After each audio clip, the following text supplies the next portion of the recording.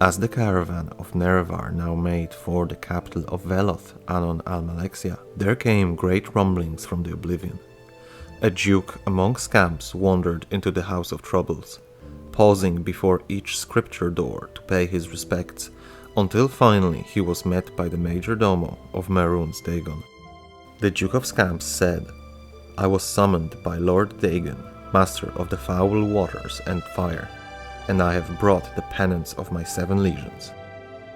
The major domo, whose head was a bubble of foul water and fire, bowed low so that the head of Duke of Scamps became enclosed in his own.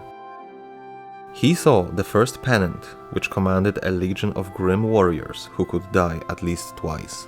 He saw the second pennant, which commanded a legion of winged bulls and the Emperor of Color that rode upon each.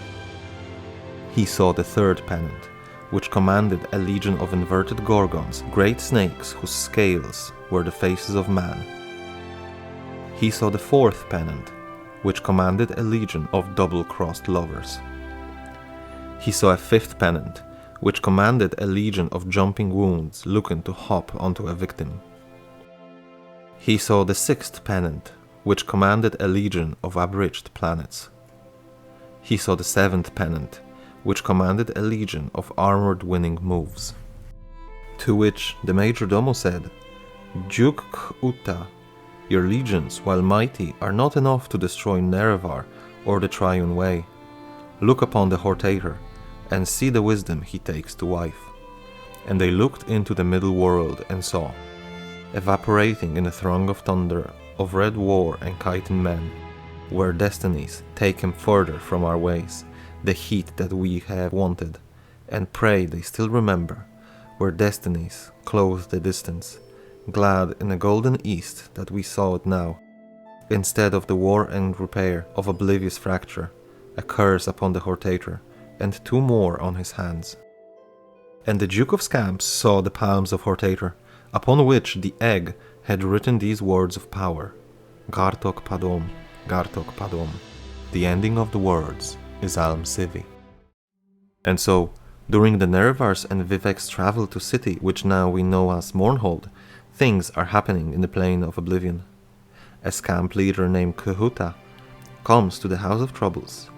It's quite interesting that such place even exists, as the Daedric princes have different dynamics, all dependent on their nature and their history with each other. So just because the Dunmer view Malakath and Sheogorath as evil spirits, it doesn't mean that they will work together. And yet, there seems to be a place dedicated to the 4 Daedra, the House of Troubles. The scamp passes through this realm and pays his respects at each of scripture doors. I can only imagine scripture doors to be sacred portals to each of the Bad Daedra's personal realms, the House of Troubles being a meeting place of sorts. Perhaps rather than being a realm, what if the physical House of Troubles is a place within a realm? In Fargrave, maybe? It is a so-called crossroads of oblivion which connects many planes of existence together. Eventually, the scamp meets a servant of Maroon's Dagon. The scamp says that he was summoned by Dagon and he has brought him the pennants of 7 legions. The pennant is a long flag which is used to signal and command armies. The fact that the scamp has brought these pennants for Dagon could mean 2 things. 1, the scamp is recruited by Dagon, but then why would he need to bring the pennants? I think the second option is most likely. The scamp is already a servant of Dagon and was sent on a mission to recruit an army, and the pennants are proof of command for each one of these armies. The servant of Dagon, who is here called Master of Foul Waters and Fire, has head in the form of a bubble of fire and foul water. The Daedra's form is quite malleable indeed, but it seems that the servant's appearance is bestowed upon him by his master, a badge of honor to bear the visage of elements representing Lord of Destruction. But let's not forget, while Dagon is a prince of natural disasters, he is also a prince of revolution. He cares not for who is in charge, he will abolish them and then abolish whoever comes on top next. As such, the foul water, which in this text refers to murky water full of soil and debris as if during a tsunami, and fire represents the full sphere of Murruns, the cataclysms, and the cycle of overthrowing. The water extinguishes fire, fire evaporates water, a perfect symbol for Lord Dagon. The servant bows and encloses Scamp's head within his own. This way, he can look into Scamp's mind, see if he's telling the truth, and what he saw are the 7 legions rallied by the Scamp. Those legions all have very peculiar descriptions. There are 7 of them. Is there a significance to this number? The House of Troubles consists of 4 Daedra, the good Daedra number 3. Together that makes 7, and every one of these princes is against Tribunal and their religion. What if the Scamp was sent to gather troops from each one of those 7 princes? It would make sense considering the nature of each legion. The grim warriors who can die at least twice, warriors of Malakath, maybe Orsimer souls from Ashpit. Their strength, durability and pain resistance means they can fight for far longer than most.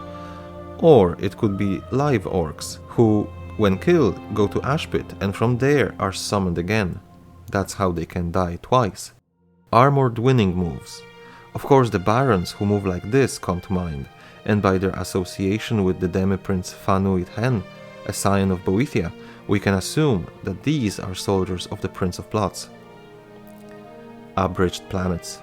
The Black Hand's Mephala is said to have designed her realm, the spiral skein, to resemble Nirn. The planets could be her powerful servants, abridged because they only imitate the real Aedra. Jumping wounds. Have you heard where mysterious Xerxes was written? In the desert of rust and wounds. This leads me to believe that this legion belongs to Murruns Dagon. He also is called the King of Blood, and it is often referenced in his texts, tarnished like red drink. Double-crossed lovers. This brings Azura to mind, her need to be loved and worshipped against the cheating and betrayal she is often a victim of. Inverted Gorgons. Inverted as in snake-headed people? Well, the Tsaesi have been forever described as vampiric, an attribute very connected to Moloch Baal, the father of vampires. Winged bulls and emperors. To Sheogorath, nothing is sacred, and making his army look like the mythical Moriaus is a profanity, but to Sheogorath, it is probably amusing. Also, the mad god is described as a cities-shaped whole of the world, and allegedly, he came into existence when Lorkhan's divine spark was removed. Lorkhan is the world, so Sheogorath is the whole from Lorkhan's heart, the empty space where it was before. Just one way to connect him to Alessian uprising, through Pelinal's Wystrake, the Shezreen. So even if all 7 of these Daedra joined forces, their strength was not enough to challenge Nerevar and Tribunal. Now witness the wisdom that Nerevar values.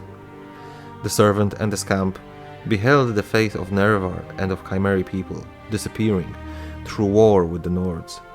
The Chitin man refers to the Chimeri and later Dunmeri custom of making armors out of the dreg Karpas. Destines take him further away from our ways. Both good Daedra and the Corners can say this. The heat that they want is the faith of mortals, their devotion and belief. Then the Daedra see the Chimer prospering in Resdayn. Instead of struggle against the bad Daedra, as per teachings of good Daedra, the Elves of Morrowind begin their golden age. And so, the 2 Daedra cursed Nerevar and his hands, but when looked closer, they saw that Vivec wrote on Nerevar's hands these words, Gartok Padom, the weapon of Padme, a tool of change.